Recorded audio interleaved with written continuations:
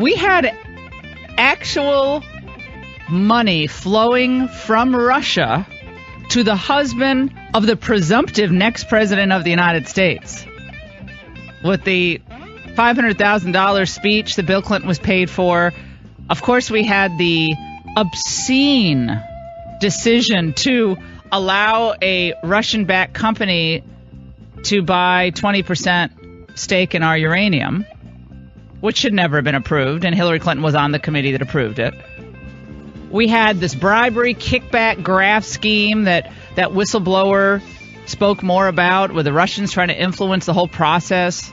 We have the failed Russian reset with Hillary in the button in Moscow with Sergei Lavrov. That's still one of the funniest things ever. We had all this stuff happening. Plus, I haven't even gotten into the hazelnut story of the Rodham brothers, Hillary's brothers. This is back in the 90s.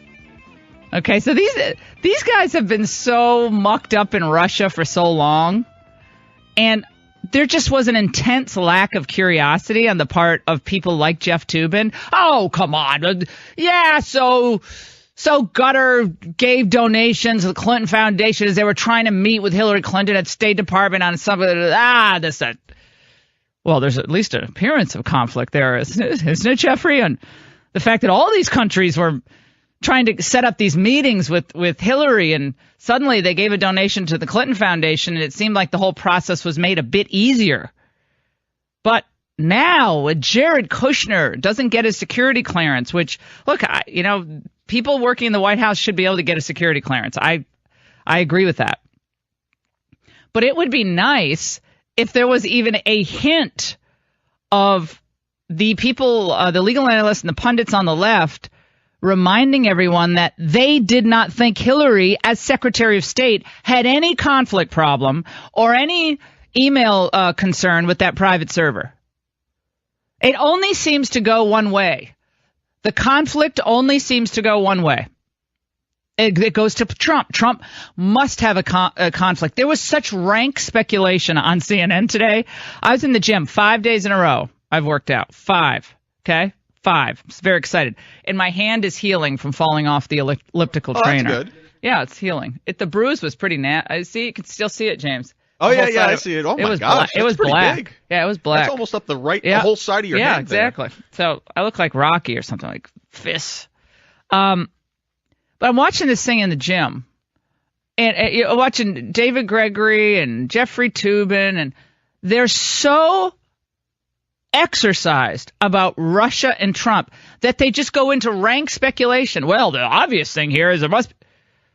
And then they actually reference Hillary. For all the Republicans and the defenders of Trump, if this were Hillary Clinton, what would they be saying? And how rich is it?